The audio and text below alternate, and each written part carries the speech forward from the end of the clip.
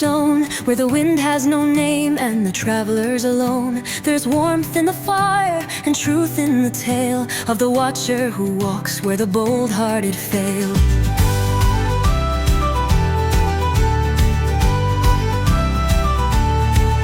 He carries no sword, yet the darkness gives way to the lantern he lifts at the end of the day. He stands on the watchtower, still and unswayed, where the lost find a path through the fog and the fray. Pilgrims Grey, oh steward of lands, you carry the light in your weather-worn hands. A tale at the hearth, a guide through the night. You open the gate between the wrong and the right. Our singers, great job. Thank you for welcoming us to the inn and out of the rain and the thunder, which it literally is doing outside my window at the moment, just beyond my keyboard and window over here. Wasn't supposed to do that. I don't know if anybody of you has noticed, but the wind and weather and rain and thunder changes seemingly by the hour. Every time I check my weather app, it's something new. I can't even trust my weather app. So, what are we covering today? Well, you have wandered into the Watchtower once more. This is Pilgrims Grey Chronicles, and I'm your host, Robert Clark. What is up? I'd like to say, as an introduction, in regards to the USS Liberty, that her flag flew high above her deck, sunlit, proud, and on June 8th, 1967, soaked in the blood of her own sons. That is what we're covering today. Tonight, we break the silence on a story long buried beneath diplomatic niceties, media erasure, and presidential betrayal. The story of the USS Liberty. This isn't just a military tragedy, it is a national wound. It is a scar with 34 names carved into it. American sailors, sons, husbands killed in cold calculation by a supposed ally. But there's more to it than that. Way more. It wasn't confusion. It wasn't friendly fire. It was intentional, documented, and then denied. And for 58 years, those in power have hoped that you would never hear what really happened until now. And so, the lantern friends, light them, step inside, and let's remember the USS Liberty together. We have 8 segments tonight on this, each one of them roughly 5 to 10 minutes long, depending on how fast I read. Yeah. And so I will do my best to read, but I want to do justice to this because it truly is a tragic story and it is timely because of what's going on right now with our current warfare and attacks going on. So June 1967, the world was tense. In America, race riots exploded across urban centers. The Vietnam War raged without direction. 10,000 American troops would die that year, and the country was fraying. But across the sea, in the shimmering waters of the Mediterranean, the USS Liberty glided forward, silent and listening. Not a battleship, not a combat cruiser. The Liberty was a spy ship. A converted World War II freighter, lightly armed, bristling with antenna, a Cold War ear in a sea of fire. And she had just under 300 men aboard. Many were kids from small towns with sunburnt necks, calloused hands. Some were linguists, some were communications officers. All of them were unprepared for what was coming. Jim Cavanaugh, USS Liberty crewman. We were spies. That's what we did. We intercepted Morse code, embassy chatter, military movements, even police frequencies. With the kind of hardware they had on that ship, even in those days, yeah. Just imagine what they have today. And Lloyd Painter. We could receive anything. Low band, high band, bounce signals off the moon back to NSA within seconds.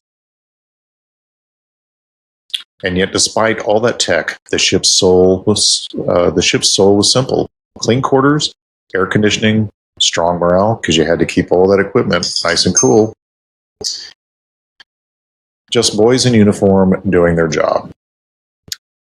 A quote from Bob Wilson, NSA. It was laid back, clean, morale was high, the crew was sharp, we weren't worried, we had the American flag flying, standard colors, and the holiday colors, a massive stars and stripes that could be seen for miles. Unmistakable for anybody who knows the holiday colors. As the Liberty crept off the coast of Egypt, war erupted on land. It was called the Six-Day War, as we all know. Israel, Egypt, Jordan, and Syria all engaged in a furious regional battle, but Israel had already told the U.S. they wouldn't start it, and that was a lie. In an Al Jazeera report and an NSA source, quote, on June 5th, Israel jammed radar at the U.S. Embassy in Tel Aviv right before launching a surprise airstrike on Egypt. The Liberty was not part of the fight, but she was there to watch it, and maybe that was the problem. I think it was more than that, but we're just getting started. At 5:15 a.m., the Liberty was buzzed by an Israeli reconnaissance plane, and they knew. Al Jazeera later confirmed through released Israeli logs that the plane correctly identified the ship by the hull number, GTR-5, and confirmed it was an American Navy intelligence vessel. John Scott, the damage control officer, was quoted as saying, We waved at the Israeli pilots. They waved back. We thought we were safe. We were their allies. Why would they think anything different? Right? They saw Israeli aircraft. They probably felt safe. An entire morning, Israeli aircraft flew over the Liberty repeatedly, low, slow, observant. Members of the crew would testify they were doing half-moon passes over us. They had everything, all our tech. We gave it to them, and yet I felt secure. We all did. They weren't hiding. They weren't drifting.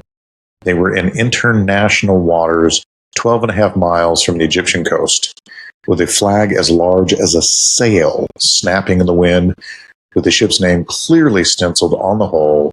They were not a mystery. They were not mistaken. They were targeted. Now, moments before, 1:50 p.m., the sun is high, the crewmen are sunbathing on deck, others are napping, eating, cleaning their gear. As stated by Jim Smith in Damage Control, quote, it was a beautiful day, blue skies, calm seas. 5 minutes after lunch, roughly, the jets came, and everything changed. And what happens next is not war, it was an execution. You could hear the low rumble of jet engines fading, and at 1:53 p.m., Israeli pilots call into base to ask about the ship. Their audio was later recovered during an investigation. Quote, the USS Liberty was the only ship of any size in the area. It was known, documented, verified, and still the order was given. And within seconds, the sky rips open. Mirage and Mystere jets, unmarked, began diving on the Liberty. They unleashed napalm, rockets, and heavy machine gun fire. The flag is struck, antennas shattered, men are burned alive before they can reach their stations. The two sailors I was just speaking to, they were blown to mist that fast, according to Phil Turney, survivor. According to other crew testimony, every antenna gone in 3 seconds. 450 caliber machine guns wiped out. We could not even shoot back. They were left blind, burning and bleeding, and the fire was only beginning. Interesting that they targeted the antenna first, right? Definitely did not want to get any report or message out from this ship with what was going on. So, you don't know what it feels like until it happens. 1 minute you're eating lunch, The next, the sky catches fire and your crewmates are ash. And so the strike begins. 1:53 p.m., the first jet appears, then another, unmarked, Israeli, fast. No warning, no communication, just the roar of their engines, and then napalm. It hits like a curtain of fire, dropping across the Liberty's deck, searing men where they stood, charring steel black. Then rockets, then machine guns, then strafing runs up and down the length of the ship. According to Jim Smith, a damage controlman, says it felt like they were taking turns, like one would fly in, open up, peel off, and the next would just come in right behind it. The first two strikes decimate the bridge, the antennas, the communication gear. All radio towers are destroyed within seconds. 4 50 caliber deck guns are obliterated. According to crew testimony, they had 4 50 calibers meant for pirates, not jets going 600 miles an hour. So they were defenseless, and they were picking us off. Men who had been sunbathing were burned alive. The air filled with the smell of fuel, scorched flesh, and melted deck plating. According to a survivor's testimony, the napalm had burned and scorched almost the entire front part of the ship, the bridge area. The top side of the ship was no longer navy gray. It was black and blistered. They weren't just firing at the ship, and they were hunting men. Crew members tried dragging bodies back below deck. The firefighting teams used their own shirts as bandages, and some men were too charred to move. More crewman testimony states that we'd jump out of cover to fight the fires, and the jets would just simply circle back. We'd yell down and duck again. That was the rhythm. Fire, duck, pray. And somewhere on the bridge, the radio crew tried desperately to call for help, but there was no help coming. Lloyd Painter, quote, "They were jamming our tactical frequencies." That was one thing. But they were also jamming international distress frequencies. And that is a war crime. Not only was the Liberty being attacked, she was being isolated. According to Phil Turney, quote, "Who else would even know those frequencies but an ally?" The jamming was surgical, precise, intentional. It meant one thing. This was not a mistake. This was a planned destruction. So men scrambled to battle stations that no longer existed. Fire suppression teams rushed forward. Blood ran in rivers below deck. Every corridor echoed with screams and shouted commands. According to survivor testimony, there were men standing 5 minutes earlier who were now dead. Bodies without heads, legs missing, people screaming from behind sealed doors. The fuel barrels on the deck erupted. Smoke poured into the ventilation systems. Men began smashing open sealed equipment to destroy classified data. Right? It's an intelligence ship. It's what they're tasked to do. Shoving tapes, cables, and printouts into the trash bags, fire hoses, anything they could use to keep American secrets out of enemy hands, because they felt they were going down and would be captured. NSA crewman Bryce Lockwood quotes, "You don't want to destroy the intelligence you've just worked so hard to gather, but you do it. Because if you don't, and they board us, it's over." Another eyewitness account states, "I ran to the drinking fountain to get water, and the basin was filled with blood. And when I looked down, a dead man stared at me. His face was reflected in the pool. I can't forget it." Men were dying at their stations, and still, the jets kept coming. At 2:03 p.m., Israeli command issued new instructions to their pilots. Use a more effective weapon. So the second wave of napalm is unleashed. By now, the deck is already scorched, but this napalm is dropped directly near the bridge where crew were using wounded bodies as human shields to protect the only remaining navigation lines. According to Phil Turney, the smell of flesh, the sound of screaming, and every time we thought the run was over, yet another one came. Even the life rafts had been destroyed in the blast. More survivor testimony claims, "I saw one burning. The canvas melted before it even touched the water." The attack had gone on for now nearly 15 minutes, with no ability to return fire, no working radar, and no radio contact. The men were being exterminated. But then, a spark of resistance. One antenna. One. A whip antenna that hadn't worked the entire cruise was found to have a single bullet hole. Somehow it might still work. According to crew testimony, radio man Terry Halberdier ran a coaxial cable across the open deck under fire to connect it. He was hit by shrapnel doing it, but he got it working.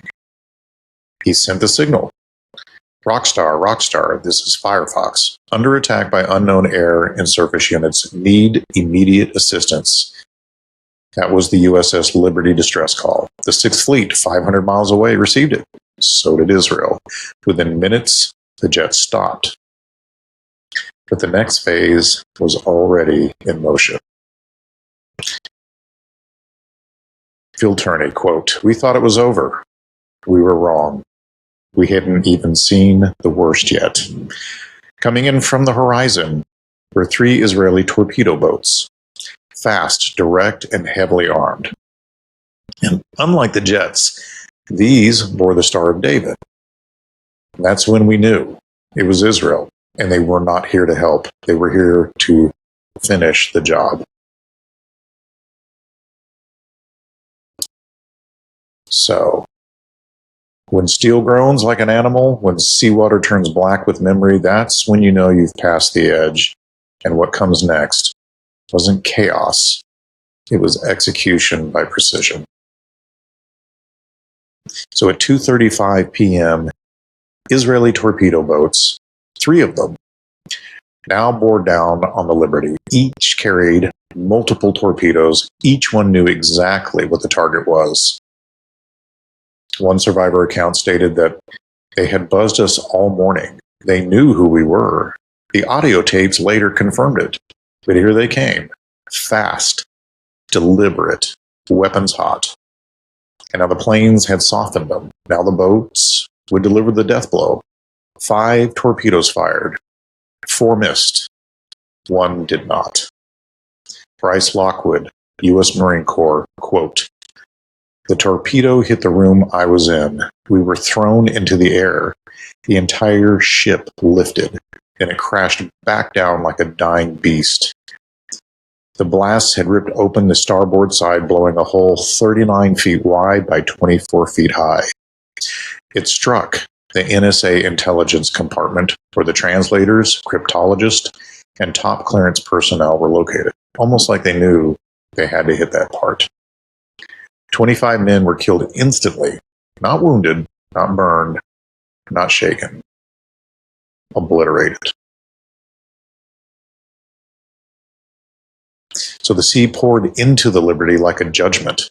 Rooms that had echoed with Morse code were now flooded crypts. Keyboards, typewriters, and bones floated side by side. Those who survived the initial blast had seconds to escape. According to survivor testimony, it filled with water that fast, totally black, totally filled with powder and oil.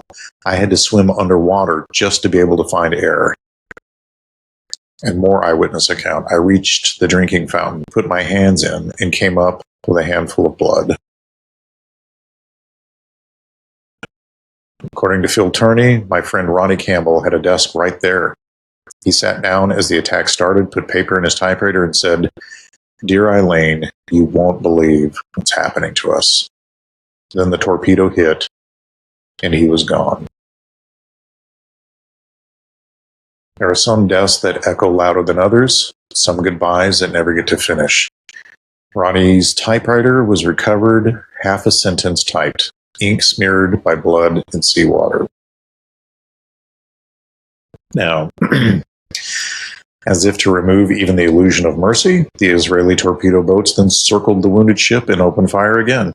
This time, the armor-piercing machine gun rounds. According to eyewitnesses from the deck crew, quote, "They started machine gunning our ships. I personally saw them target the life rafts.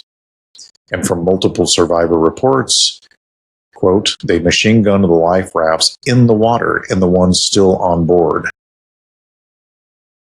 One raft, launched as an emergency fallback, was strafed and set ablaze before it even drifted away. One crew statement quoted stated, we were trapped on a dying ship, surrounded by an ally who had become a predator. Bullets shredded the hull. Books on the bridge were found with bullets lodged inside them after passing through metal, glass, and paper. One crew description is quoted as saying that the holes look like you peeled an orange. Just steel, split wide open. One of those bullets killed Seaman Francis Brown. He died instantly, just 18 years old. There weren't enough helmets, not enough stretchers, not enough places to hide. And one survivor quote states, it was like sitting in a cardboard box while someone unloaded a machine gun. And still, they fought to save each other. Phil Turney is quoted as saying, Doc Kiefer had both legs wounded. His stomach was torn. He wrapped a life vest around himself to hold his guts in, and then stood for 17 hours during surgeries without anesthesia. I hope that man got a Medal of Honor. I don't know if he did or not. In fact, I don't even know if he survived, but that is an amazing, heroic feat. One sailor was cut open to relieve internal bleeding. And according to the eyewitness, we tried to rub his feet, talk to him. He asked, do you think I'm going to live? And I had to tell him no. They sewed him up, and he died minutes later, and they moved him on, and they moved on to the next broken body. By evening, the Liberty was taking on water, listing badly to starboard, and the crew rigged counterflooding to keep her upright. Every hour felt like the last. Phil Turney again is quoted as saying, I thought the ship was going to roll. It leaned hard, and then it just stopped, like something held it in place. Yeah. Our God in heaven above. It's the only thing I can think of.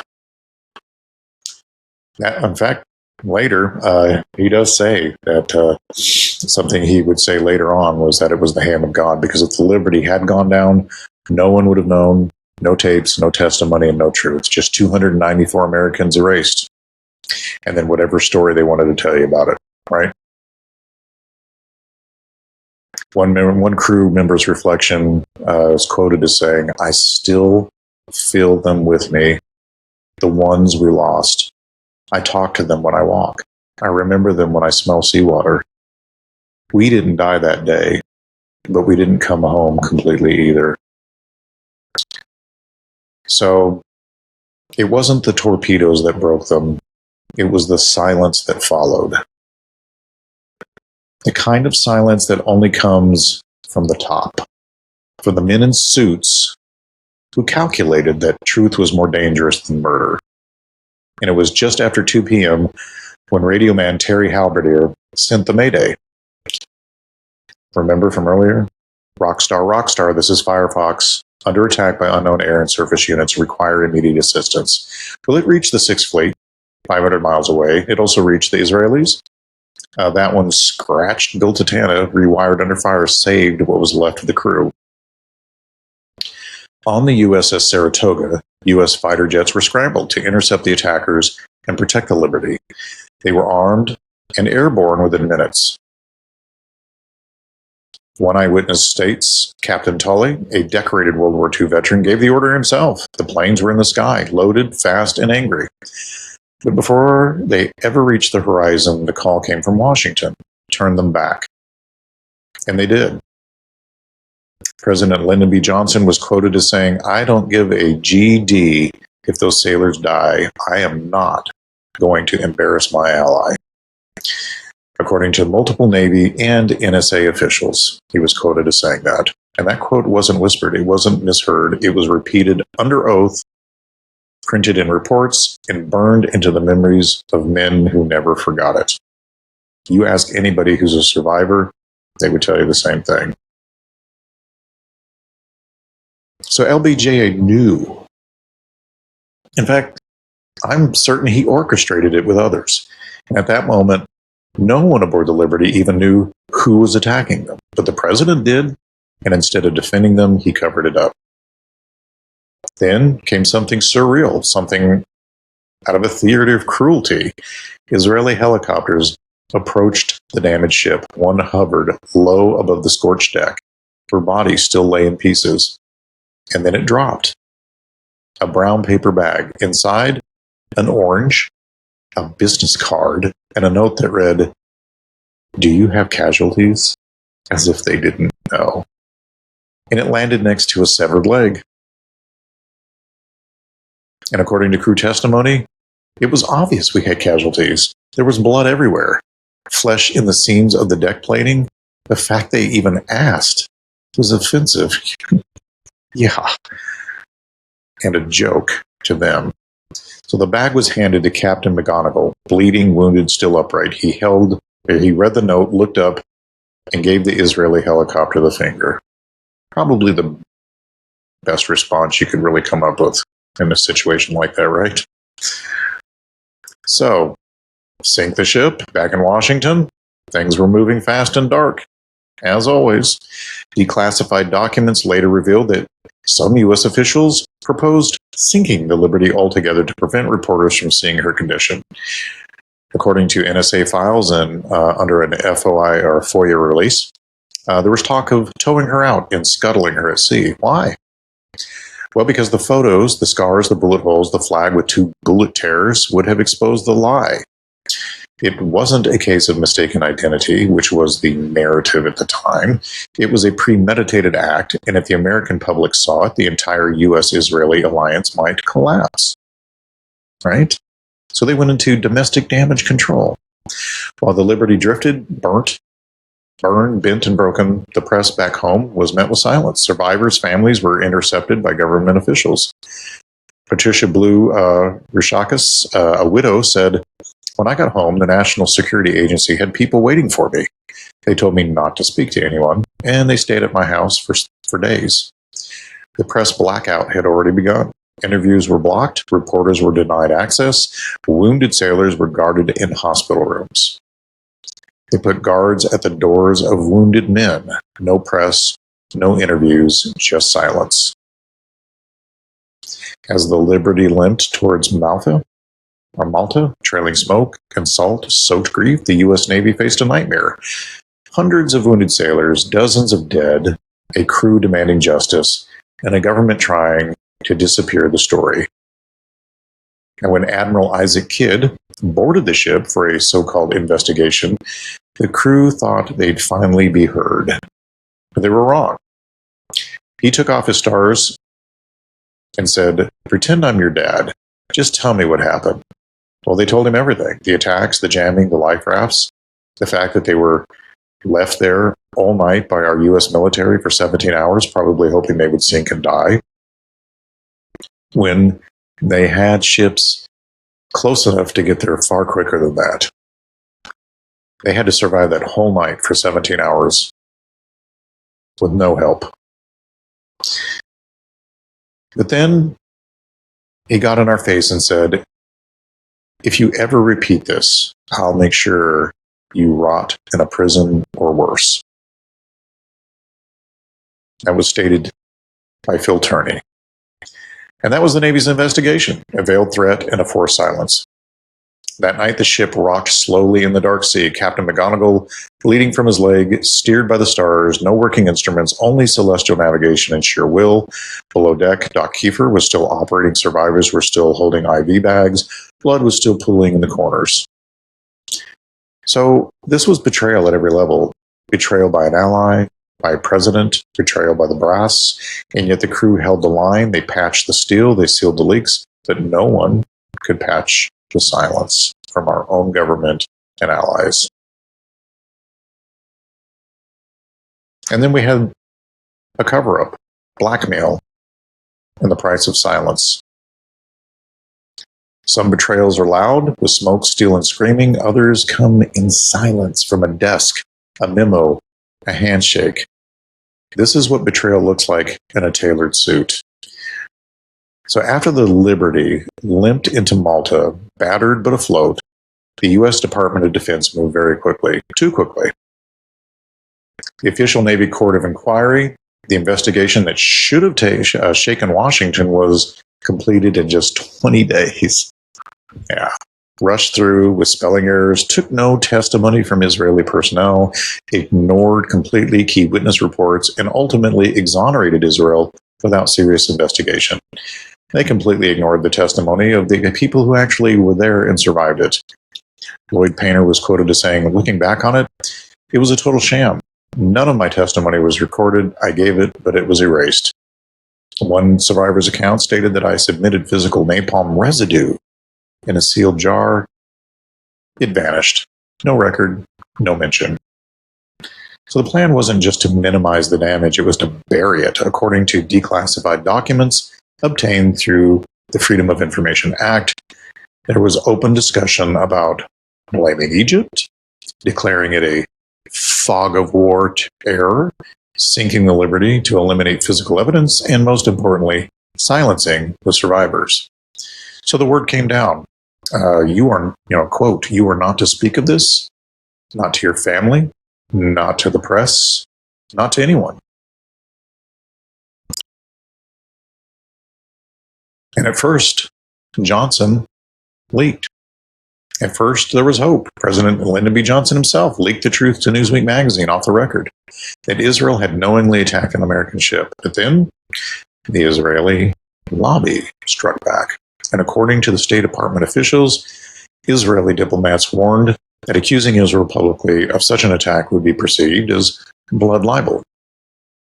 Blood libel, the ancient anti-Semitic myth accusing Jews of murdering innocents, was used as a political weapon. They threatened to, 1, destroy Johnson's presidency, 2, label him anti-Semitic, and 3, turn Jewish donors against his 1968 campaign. Nothing changes, does it? I mean, same thing still happens today, right? So, according to NSA Director Admiral Bobby Ray Inman, it was political blackmail. They knew Johnson was deeply tied to Jewish support, and they knew how to squeeze. But Israel didn't stop at threats. They also offered a deal. So Israeli forces had captured Soviet surface-to-air missiles during the war, and these were the same weapons killing American pilots in Vietnam. So Israel offered them launchers, warheads, and manuals to the U.S., and in return, they expected us to play nice, to shut up, to bury the Liberty, according to former State Department Intelligence Director Tom Hughes. And the U.S. did. We accepted the missiles, we rearmed Israel with fresh weapons, and we watered down the investigation. And the press was silenced on command. As usual, they're not reporters. They're CIA assets. Operation Mockingbird. They do what they're told. They read the script. So behind the scenes, Israeli agents and lawyers, many with deep ties to U.S. officials, began contacting journalists. Stories were killed, headlines were softened, and editors were warned off the story. According to State Department files, quote, "The Israeli embassy coordinated a campaign to get Johnson back into their corner. Public outrage had to be stopped before it began." So a coordinated blackout descended. And the fact that the most decorated crew ever was ignored. And so what of the men who survived? They became the most decorated crew in U.S. Navy history for a single engagement. 1 Medal of Honor, 2 Navy Crosses, 38 Silver and Bronze Stars, and over 200 Purple Hearts and citations. But instead of honor, they were given secrecy. According to Phil Turney, when I got my Purple Heart, it was in the captain's office. No ceremony, no press. They told me, if you ever tell anyone how you got this, we'll court-martial you. Gosh, how considerate, right? After the hell they went through for over 17 hours. They were all, by the grace of God, alive and survived it. Captain William McGonigal, bleeding from his leg, had steered the ship through fire and nightmare, and he was awarded the Medal of Honor. Now, traditionally, it's presented by the president in the White House in front of cameras and family, and there's a big to-do about it. But not this time. Johnson refused to meet him, and the ceremony was held quietly at the Washington Naval Yard. No press, no coverage, no speech. According to one survivor's account, Johnson was 4 miles away that day, handing out diplomas to school kids. An internal memo advised, due to the sensitivity of these awards, they should be given by the Department of Defense, not the president. So the message was clear, right? You may have survived, but you are inconvenient. So they weren't just covering up an attack, they were paving the way for future alliances, future wars, and future manipulation. In the aftermath of the cover-up, Johnson signed a classified agreement with Israel called Stone Ruby, establishing an ongoing high-level intelligence sharing arrangement, and it remains in place to this day. One crew member stated that this wasn't justice, it was betrayal sealed with ink and silence. So there are smells that never leave you. Not blood, not seawater, not death. The Liberty survived the attack, but her soul stayed in the sea. In Malta, when the USS Liberty finally reached it, she was barely afloat, listing hard, hull torn open, deck charred, top secret equipment melted to slag. But still, she didn't sink. And that was the problem. One crew member was stated they wanted her at the bottom of the ocean. Instead, she limped home, bleeding and inconvenient. Inside the hull, just above the waterline, was the NSA operations room, the room where 25 men had been vaporized in the torpedo blast. That compartment had been sealed during the journey to keep the ship from sinking. Now, in Malta, they opened it. As soon as the air hit the bodies, they began to rot. Fast. Too fast, according to Phil Turney. What they found inside was not just death. It was fragmented, unrecognizable, decomposing carnage. Bones, flesh, blood, caked papers, twisted metal, all floating together like a vision from hell. One survivor was quoted as saying, "The Navy was more concerned with getting back the equipment than recovering the men and their bodies."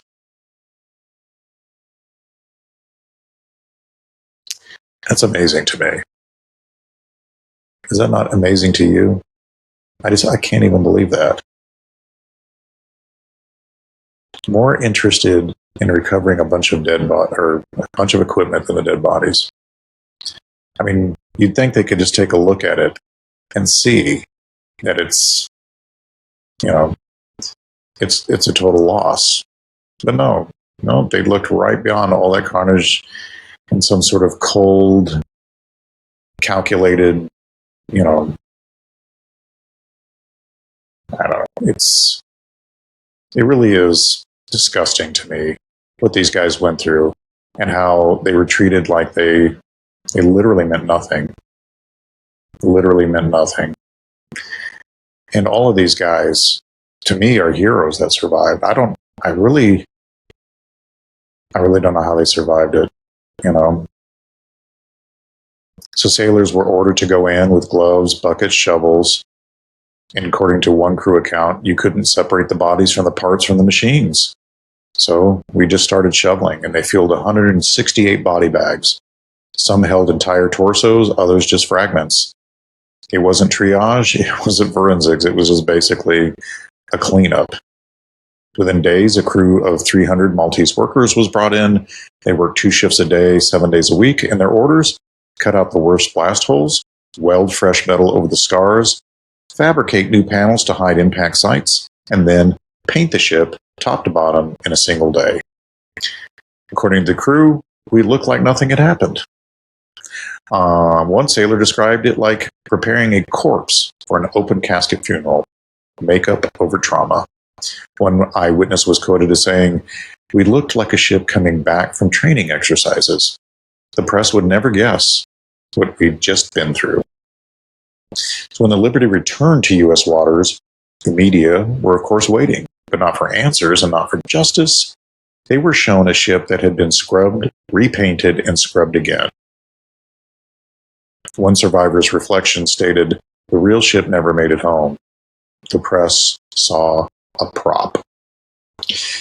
So, The Navy immediately split the crew, sending the wounded to different hospitals, the uninjured to scattered posts.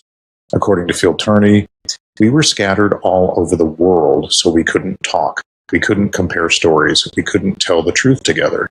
Some men woke up, guarded by Marines, not to protect them, but to control what they said. So Captain William McGonigal, who had been critically wounded, never left the bridge. He literally steered the Liberty by the stars, bleeding and barely conscious.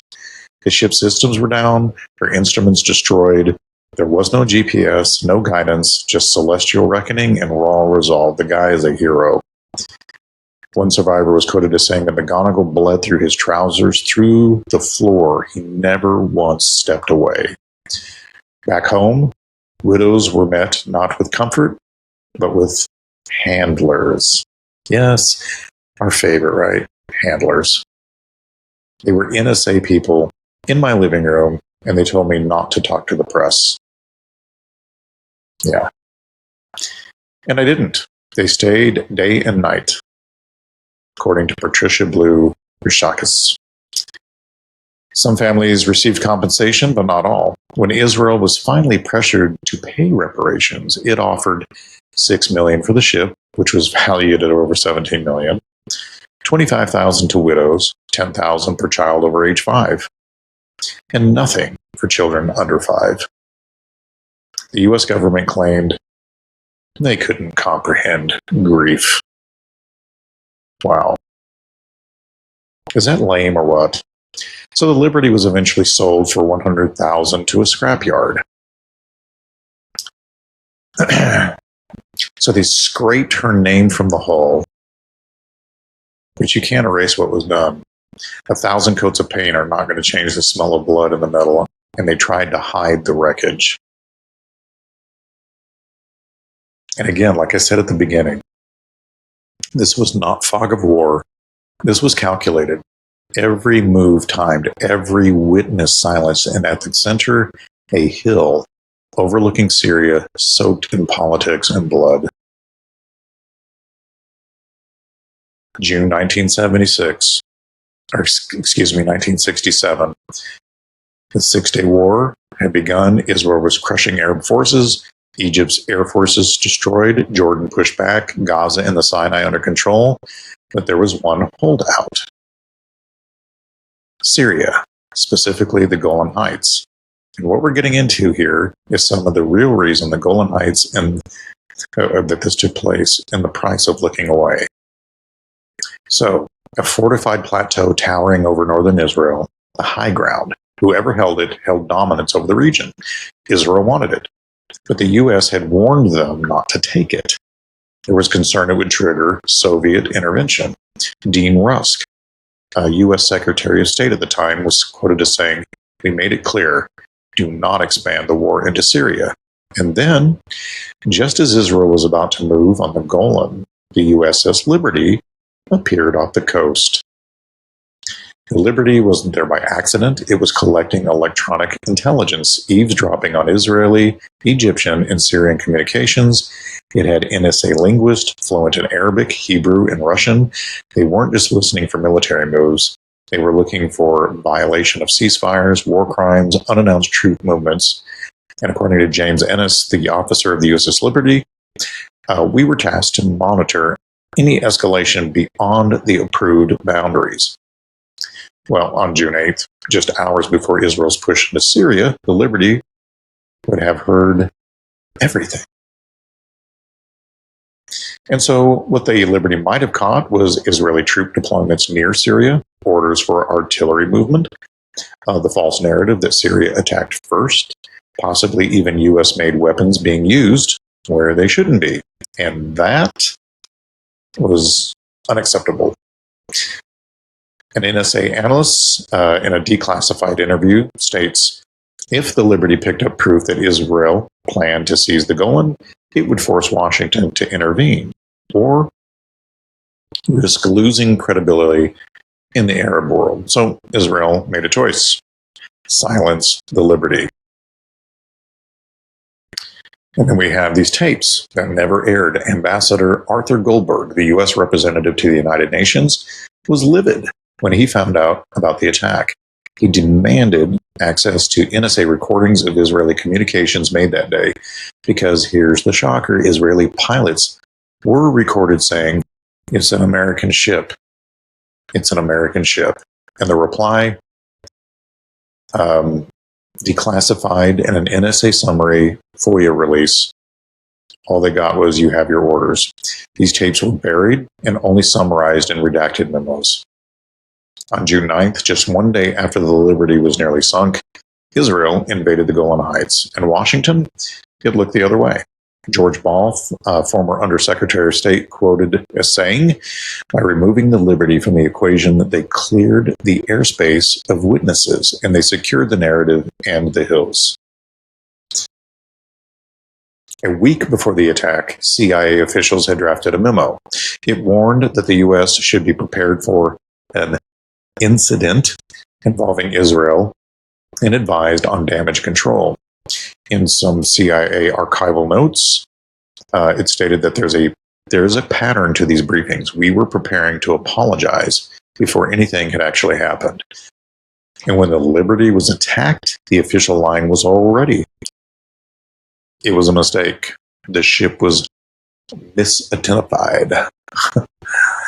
Right. Or my favorite, fog of war. Right. After several passes, waving at the pilots, seeing the giant, larger than normal holiday flag. So, why did Washington go along? Because the Cold War was on. Because the U.S. wanted intelligence cooperation, access to captured Soviet technology, continued dominance in the Middle East oil trade, a stable regional partner against communism, and because some truths were just too costly. Right? And they say every war has a cost. But what about every life? When the Golan Heights were taken, the truth about the Liberty was taken too. And time does not erase betrayal, it buries it, unless someone keeps digging, right? And over half a century, not a single hearing. Decades since June 8th, 1967, the United States Congress has never held a full public investigation into the attack on the USS Liberty. Not one. No committee summoned survivors, no subpoenaed communications, no floor debate, no apology.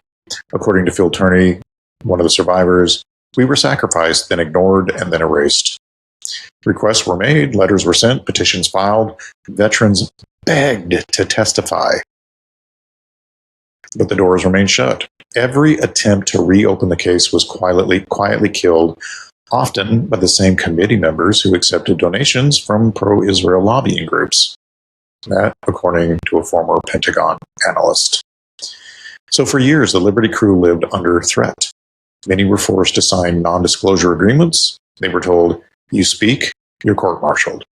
You talk, you lose your pension. You go public, your family's at risk." But some spoke anyway. And good for them. I admire their strength and their not being afraid. And maybe they were afraid. We all get afraid. But you don't give in to the fear. You do what you got to do anyway, right? Ernie Gallo, a Liberty survivor and founder of the Liberty Veterans Association, was quoted as saying, "I'd rather die broke with a clean conscience than live rich with blood on my silence." Good for Ernie. I'd like to meet the guy. So the association was founded in the 1980s. Its goal, tell the story no one wanted told. They collected testimonies, published books, pushed for hearings, and of course, were ignored, ridiculed, or labeled conspiracy theorists or anti-Semites. Some tried to crack the silence. Ray McGovern, a former CIA analyst, called the Liberty to cover up the clearest betrayal in modern U.S. military history. James Bamford, author of Body of Secrets, obtained NSA documents proving Israel knew the ship was American. Christopher Ballin traced the blackout to Zionist lobbying power and paid a professional price. Peter Hunham, a British journalist, was detained in Israel for trying to interview whistleblowers. Ray McGovern is quoted as saying, "The moment you speak about the Liberty, you're told to sit down, shut up, or you're called something far worse than wrong." Any political figure who raised questions, even gently, was met with threats of donor withdrawal, letters from the Anti-Defamation League, accusations of anti-Semitism, or media editorials dismissing them as conspiratorial. That's become their favorite, right? Anything to mock or dismiss or to shame somebody into silence.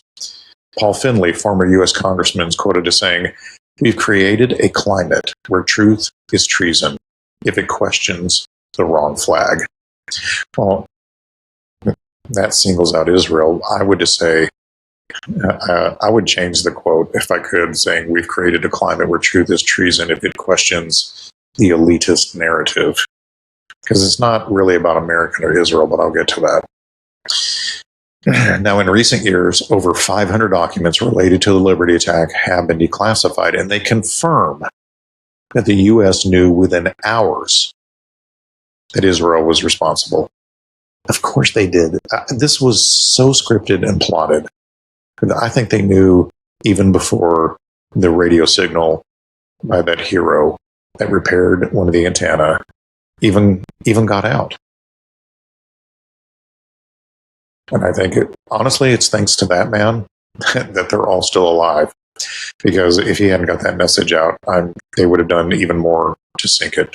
But that limited their options. And now, everybody heard,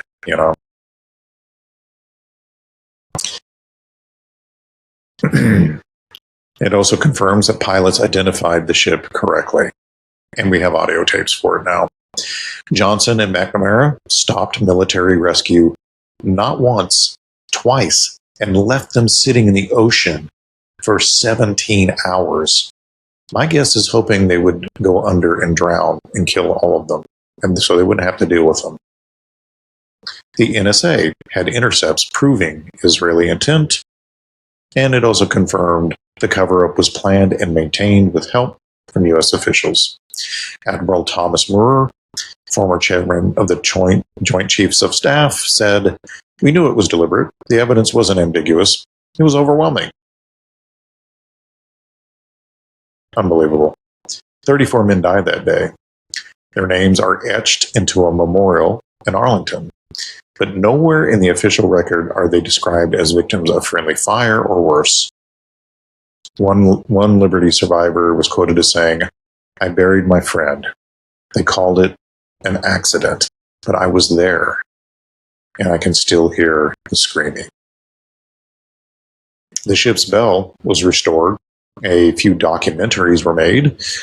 Some historians whispered the truth, but there was never an apology and never a full reckoning or accountability. So this is the part where we ask you not just to remember the Liberty, but to understand what it meant.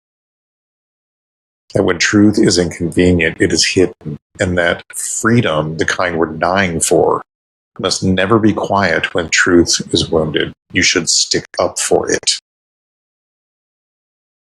in any way that you can, even if it's something as simple as sharing this video so that people find out more about this or look into it. And like we said before, time does not erase betrayal, it buries it, unless someone keeps digging, right?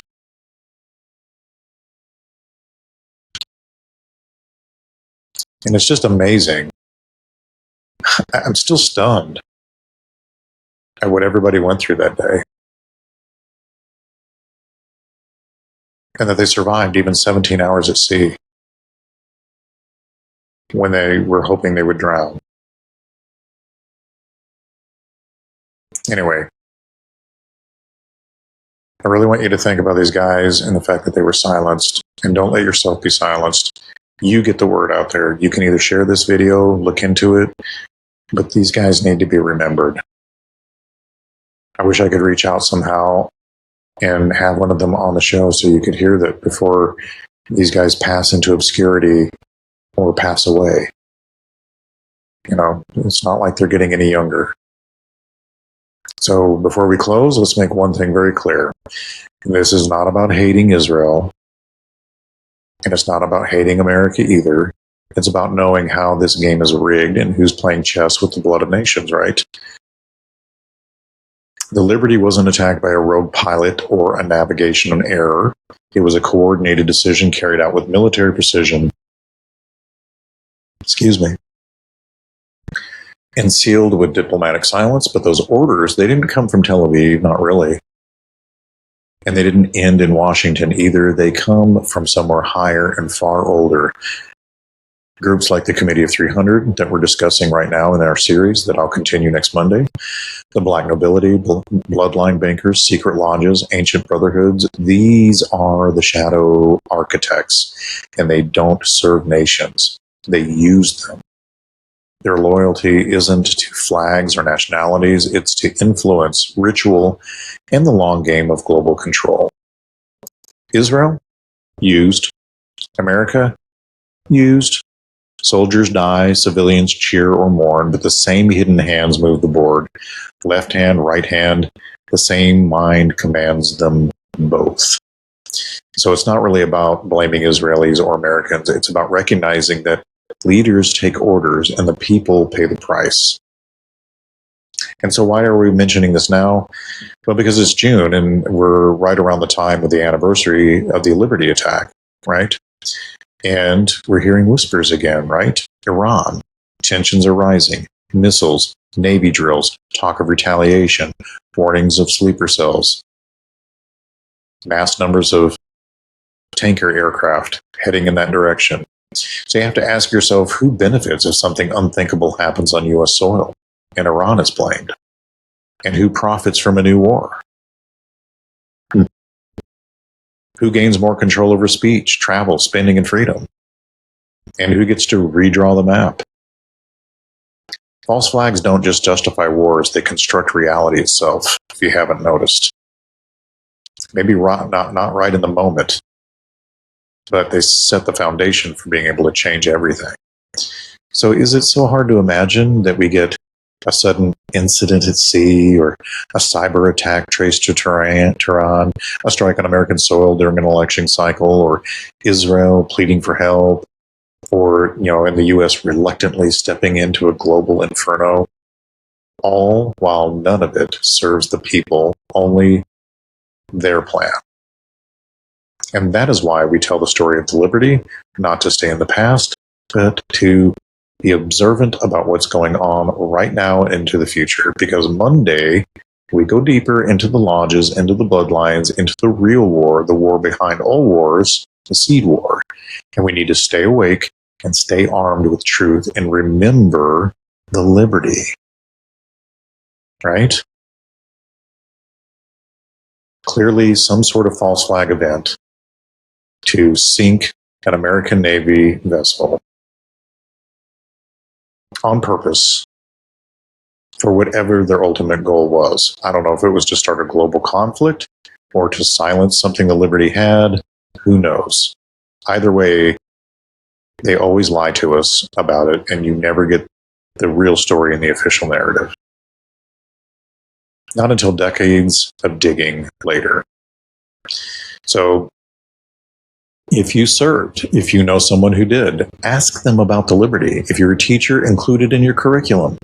If you're a journalist, which there are few today, and most of them are people like myself, George Hobbs, and others who go out there and look this stuff up and feel convicted to share it so that others know about it, so the truth doesn't just stay buried under a rock. We are going around walking the long road I talk about that goes ever on, like Tolkien wrote, and lifting the rocks and discovering things and telling you about it.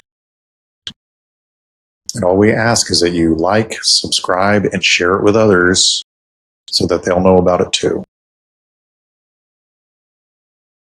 Right? If you're a citizen, never let silence be your default, because silence doesn't protect peace, it protects power, right? That's why they try to silence us.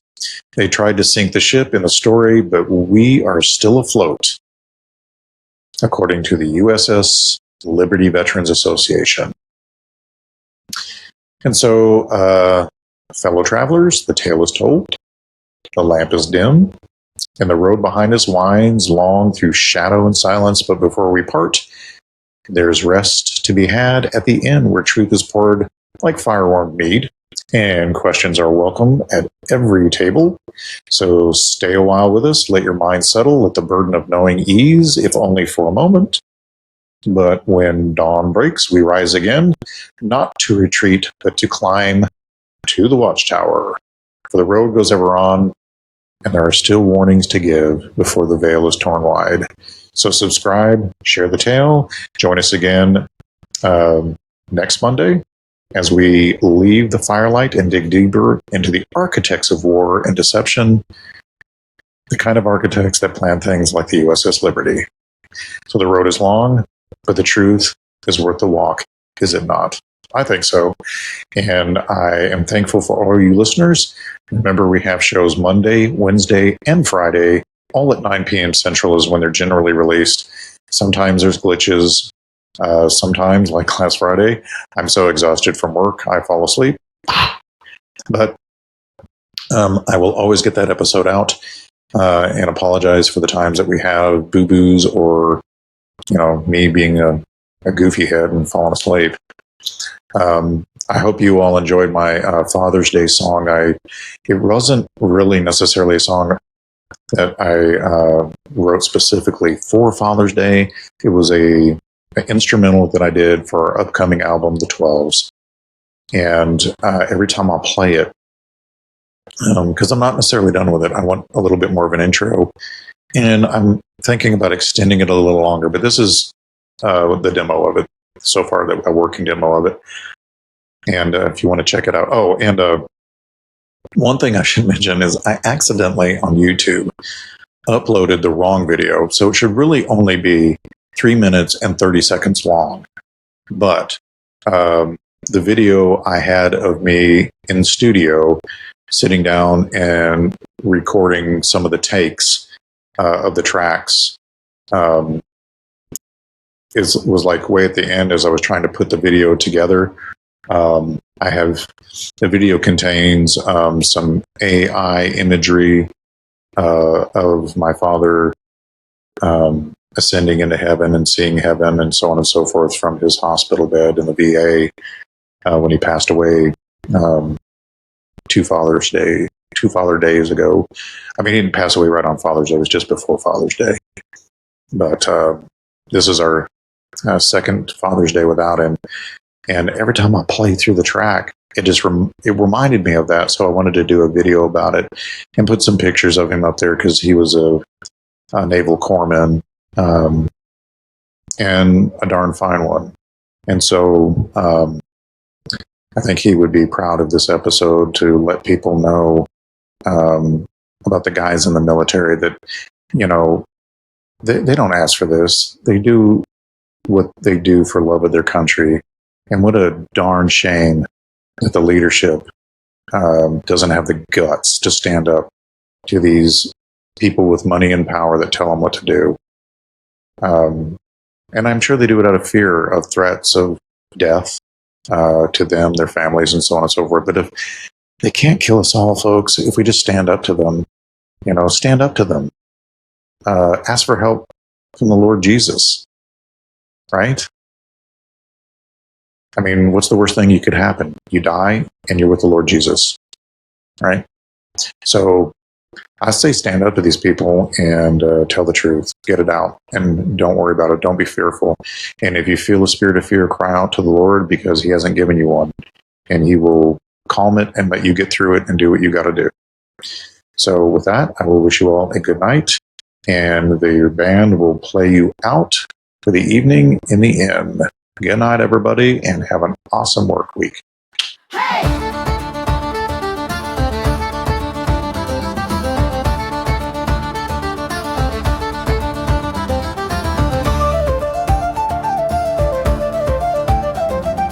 Gather round, ye travelers, lend me your ear. a tale of heroes who knew no fear. Through shadowed woods and mountains steep, their legacy lives where the wild winds sweep. Raise your tankards high and sing for the Grey Pilgrims and what they bring to every corner. Their stories stay. Hail the chronicles of Pilgrims Grey.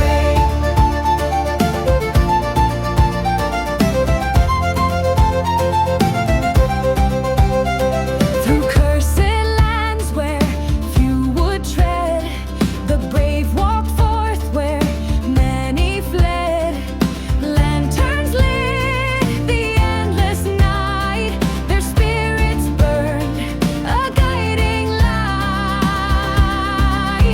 Raise your tankards high and sing for the Grey Pilgrims and what they bring to every corner. Their stories stay. Hail the chronicles of Pilgrims Grey.